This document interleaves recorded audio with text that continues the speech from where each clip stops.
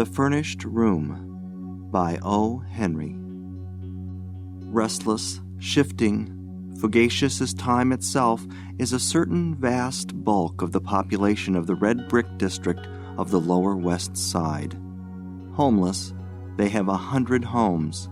They flit from furnished room to furnished room, transients forever.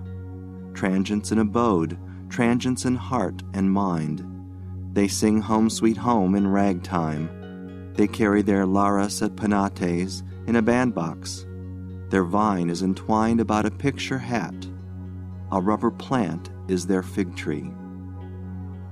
Hence the houses of this district, having had 1,000 dwellers, should have 1,000 tales to tell, mostly dull ones, no doubt.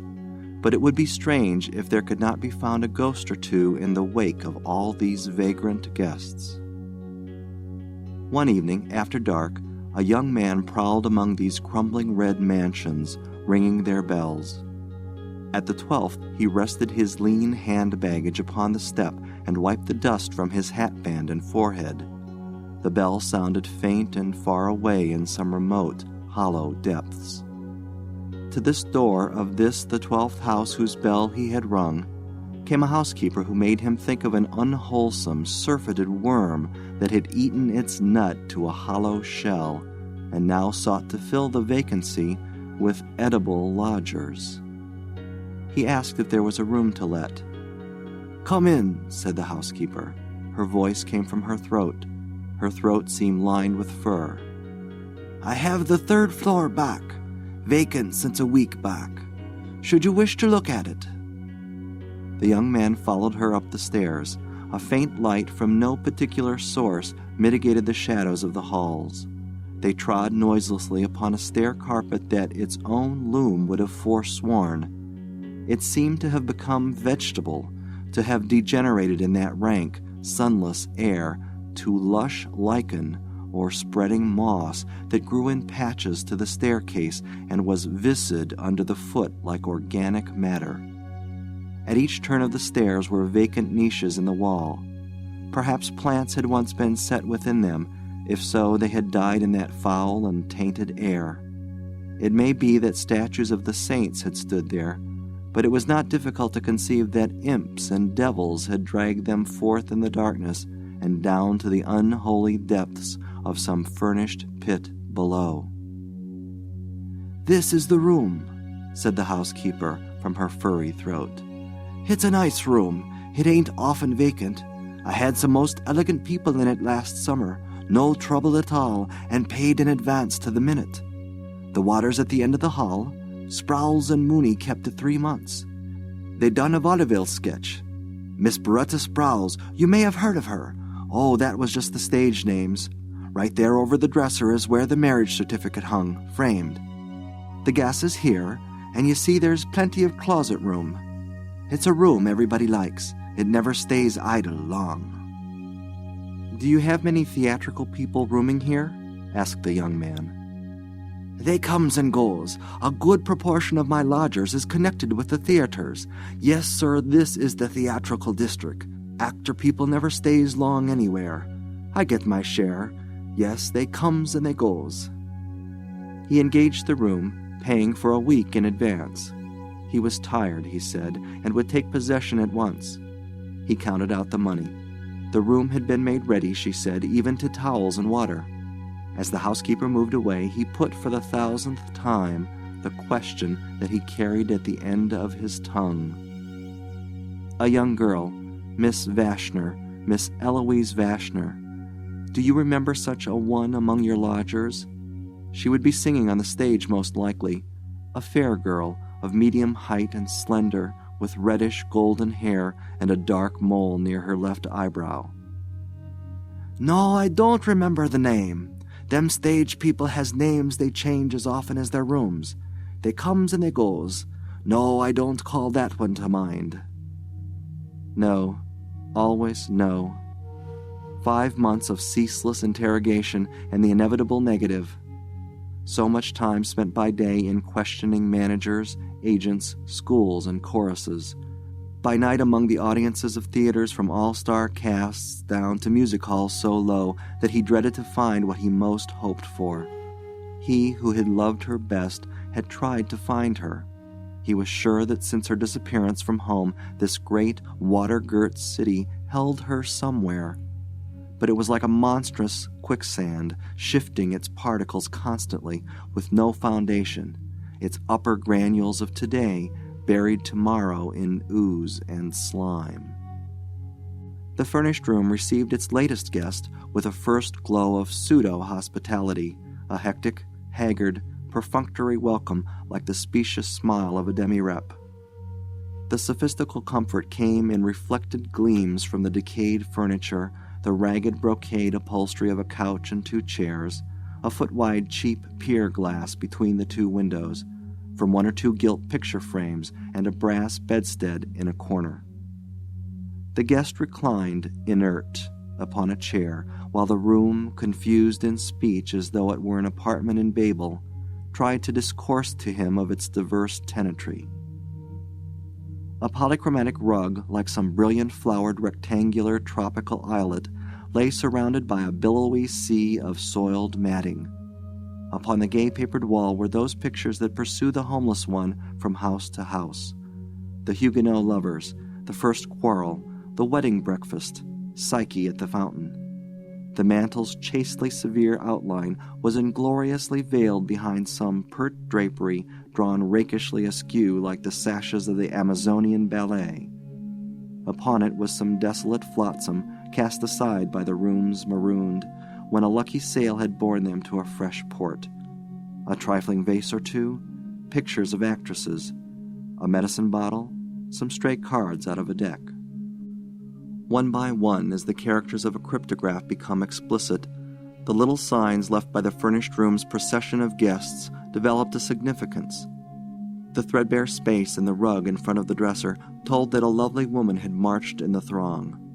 Tiny fingerprints on the wall spoke of little prisoners trying to feel their way to sun and air. A splattered stain, raying like the shadow of a bursting bomb, witnessed where a hurled glass or bottle had splintered with its contents against the wall. Across the pier glass had been scrawled with a diamond in staggering letters the name Marie.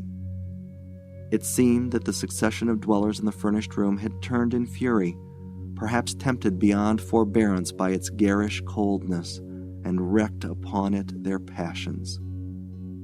The furniture was chipped and bruised. The couch, distorted by bursting springs, seemed a horrible monster that had been slain during the stress of some grotesque convulsion. Some more potent upheaval had cloven a great slice from the marble mantel. Each plank in the floor owned its particular cant and shriek as from a separate and individual agony. It seemed incredible that all this malice and injury had been wrought upon the room by those who had called it for a time their home. And yet it may have been the cheated home instinct surviving blindly, the resentful rage at false household gods that had kindled their wrath. A hut that is our own, we can sweep and adorn and cherish. The young tenant in the chair allowed these thoughts to file, soft-shod, through his mind, while there drifted into the room furnished sounds and furnished scents. He heard in one room a tittering and incontinent, slack laughter. In another the monologue of a scold, the rattling of dice, a lullaby, and one crying dully. Above him a banjo tinkled with spirit. Doors banged somewhere, the elevated trains roared intermittently, a cat yowled miserably upon a back fence, and he breathed the breath of the house, a dank savor rather than a smell, a cold, musty effluvium as from underground vaults mingled with the reeking exhalations of linoleum and mildewed and rotten woodwork. Then, suddenly, as he rested there, the room was filled with the strong, sweet odor of mignonette. It came upon a single buffet of wind with such sureness and fragrance and emphasis that it almost seemed a living visitant, and the man cried aloud, "What, dear?" as if he had been called, and sprang up and faced about. The rich odor clung to him and wrapped him around. He reached out his arms for it, all his senses for the time confused and commingled.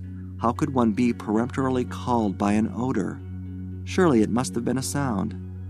But was it not the sound that had touched, that had caressed him? "She has been in this room," he cried, and he sprang to wrest from it a token, for he knew he would recognize the smallest thing that had belonged to her or that she had touched. This enveloping scent of mignonette, the odor that she had loved and made her own. Whence came it? The room had been but carelessly set in order. Scattered upon the flimsy dresser scarf were half a dozen hairpins, those discreet, indistinguishable friends of womankind, feminine of gender, infinite of mood, and uncommunicative of tense. These he ignored, conscious of their triumphant lack of identity. Ransacking the drawers of the dresser, he came upon a discarded, tiny, ragged handkerchief. He pressed it to his face. It was racy and insolent with heliotrope. He hurled it to the floor. In another drawer he found odd buttons, a theater program, a pawnbroker's card, 2 lost marshmallows, a book on the divination of dreams. In the last was a woman's black satin hair bow, which halted him, poised between ice and fire. But the black satin hair bow is also femininity's demure, impersonal, common ornament, and tells no tales. And then he traversed the room like a hound on the scent, skimming the walls, considering the corners of the bulging matting on his hands and knees, rummaging mantel and tables, the curtains and hangings, the drunken cabinet in the corner, for a visible sign, unable to perceive that she was there beside, around, against, within, above him, clinging to him, wooing him, calling him so poignantly through the finer senses that even his grosser ones became cognizant of the call. Once again he answered loudly, "Yes, dear?" and turned, wild-eyed, to gaze on vacancy, for he could not yet discern form and color and love and outstretched arms in the odor of mignonette. O God, whence that odor? And since when have odors had a voice to call? Thus he groped. He burrowed in crevices and corners and found corks and cigarettes. These he passed in passive contempt. But once he found in a fold of the matting a half-smoked cigar, and this he ground beneath his heel with a green and trenchant oath. He sifted the room from end to end. He found dreary and ignoble small records of many a peripatetic tenant, but of her whom he sought, and who may have lodged there, and whose spirit seemed to hover there, he found no trace. And then he thought of the housekeeper. He ran from the haunted room downstairs into a door that showed a crack of light. She came out to his knock. He smothered his excitement as best he could. "Will you tell me, madam," he besought her, "who occupied the room I have before I came?" "Yes, sir, I can tell you again. 'Twas Sprowls and Mooney, as I said. Miss Beretta Sprowls it was in the theaters, but Mrs. Mooney she was.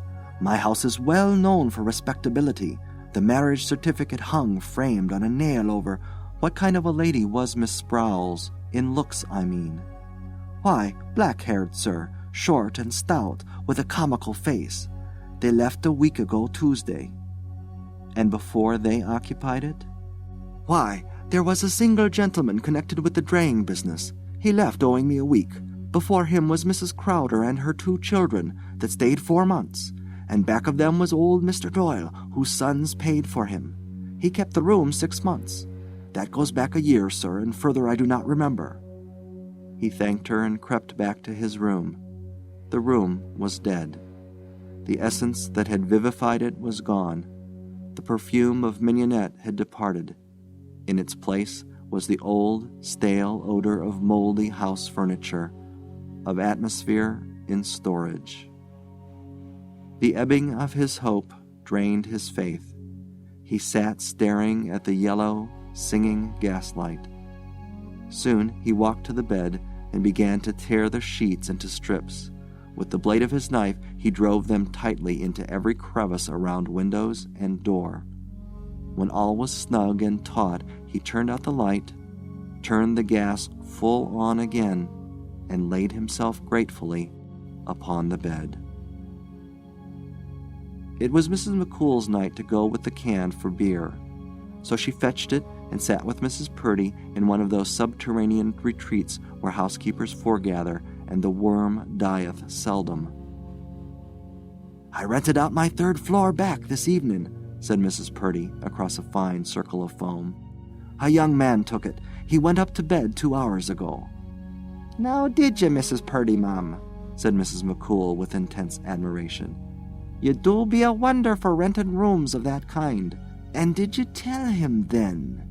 she concluded in a husky whisper, laden with mystery. "Rooms," said Mrs. Purdy in her furriest tones, "are furnished for to rent. I did not tell him, Mrs. McCool." "'Tis right you are, ma'am. 'Tis by renting rooms we kape alive. You have the rale sense for business, ma'am. There be many people will reject the renting of a room if they be told a suicide has been after dying in the bed of it." "As you say, we has our living to be making," remarked Mrs. Purdy. "Yes, ma'am, 'tis true. 'Tis just 1 week ago this day I helped you lay out the 3rd floor back. A pretty slip of a colleen she was to be killing herself with the gas. A sweet little face she had, Mrs. Purdy, ma'am." "She'd have been called handsome, as you say," said Mrs. Purdy, assenting but critical, "but for that mole she had growing by her left eyebrow. Do fill up your glass again, Mrs. McCool." End of The Furnished Room by O. Henry.